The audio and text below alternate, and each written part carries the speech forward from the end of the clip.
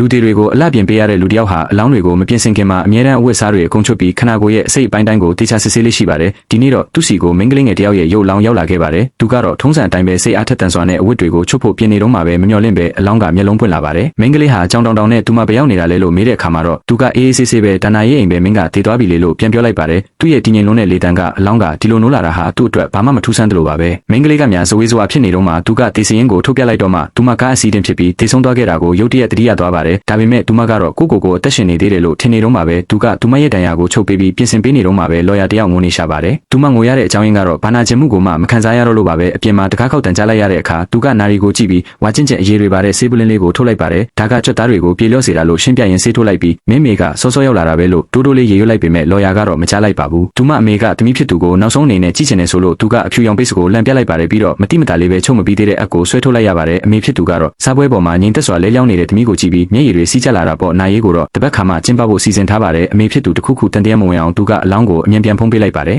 လော်ယာတကြော့ပြန်နိုးလာတဲ့အခါမှာတော့ညနေဆောင်နေပါပြီခနာကိုကပြန်လှုပ်ရှားလို့ရနေပေမဲ့တွေးခုံလုံးကိုစမ်းကြည့်တဲ့အခါမှာတော့ဘာမှမရှိတော့ပါဘူးကုတင်ပေါင်နဲ့လက်ကိုရိုက်ကြည့်ပေမဲ့လည်းဘာနာကျင်မှုမှမရှိပါဘူးအဲ့ဒီနေ့မှာပဲသူကသူမအတွက်အဝတ်စားတွေယူလာပေးပြီးလဲခိုင်းပါတယ်အဲ့ဒီအချိန်မှာလော်ယာကသူ့ရဲ့ကိုအင်ဂျီအိတ်ထဲကတော့တွေကိုခိုးယူလိုက်ပါတော့တယ်သူကမောင်းပြီးအပြင်ထွက်သွားတဲ့အချိန်မှာလော်ယာကတော့တွေကိုထုတ်လိုက်ပေမဲ့အရန်များလုံးလို့တစ်ခုချင်းလိုက်ဆန်းနေရပါတယ်တိုက်ဆိုင်ပဲသူကဓာတ်စီဆိုင်မှာစီဖြည့်ပြီးပိုက်ဆံပေးခါနီးကြမှာတော့ပြောင်းနေတာတီးသွားပြီးအပြေးလွှားပြန်လာပါတော့တယ်လော်ယာတယောက်အိမ်ရှိတကားကိုဖွင့်နိုင်သွားတဲ့အချိန်မှာပဲပြန်ရောက်လာတဲ့သူနဲ့ထိတိုက်တိုးပါလေရောသူမကအမြန်ပဲသူ့ရုံးခန်းနဲ့ပြေးဝင်ပြီးချစ်သူစီကိုဖုံးဆက်ပါတယ်ဒါပေမဲ့သူမရဲ့ချစ်သူကတော့ဝမ်းနဲ့ပူဆွေးလုံးလို့ဒါဟာစိတ်ရောင်တာလို့ပဲထင်ပြီးဖုံးကိုချက်ပစ်လိုက်ပါတယ်လော်ယာထက်ခါတလဲစူးစမ်းနေတော့မှပဲသူကမီးဖွင့်ပြီးဝင်လာပါတယ်သူကသူမကိုအပြစ်မတင်ပါဘူးဒါပေမဲ့မင်းအသက်ရှင်နေသေးတယ်လို့စိတ်ကူးမြင်စမ်းပါနဲ့လို့ပြောလိုက်ပါတယ်လော်ယာကတော့သူမတည်သွားပြီဆိုတာကိုတက်တင်ပြနိုင်ရင်လက်မခံဘူးလို့ညှင်းဆန်နေတော့မှပဲအဲ့ဒီမှာပဲသူကမှန်ကိုဖုံးထားတဲ့ပိတ်စကိုဆွဲခွာချလိုက်ပြီးသူမရဲ့ရုပ်တွင်ကိုကြည့်ခိုင်းပါတယ်လော်ယာရဲ့အသားရည်တွေဟာအသွေးမရှိတော့သလိုဖြူလျော်နေပါပြီဒါကိုမြင်လိုက်ရတော့မှလော်ယာလည်းဘာမှမပြောနိုင်ပဲတည်ဆုံးသွားပြီဆိုတာကိုလက်ခံလိုက်ရပါတော့တယ်သူကတော့ကြောက်စရာကောင်းတဲ့အပြုံးတစ်ခုကိုပြုံးလိုက်ပါတယ်အဲ့ဒီအချိန်မှာပဲအပြင်ကကလေးတယောက်ရဲ့အော်ဟစ်တန်ကြောင့်သူအာယုံပြောင်းသွားပါတယ်အဲ့ဒီကလေးကလော်ယာကိုမှတ်မိနေတာပါဘာလို့လဲဆိုတော့လော်ယာကသူ့ရဲ့ဆရာမဖြစ်ခဲ့ဘူးလို့ပါဒါပေမဲ့သူကတော့ဂယူးမဆိုင်ပါဘူးဘာလို့လဲဆိုတော့ကလေးတယောက်ရဲ့စကားကိုဘယ်သူမှယုံမှာမဟုတ်ဘူးလေလော်ယာကတော့အယမ်းဝမ်းနေနေတော့မှပဲသူမသတိမထားမိလိုက်တာကတော့သူမရဲ့ထွက်သက်တွေက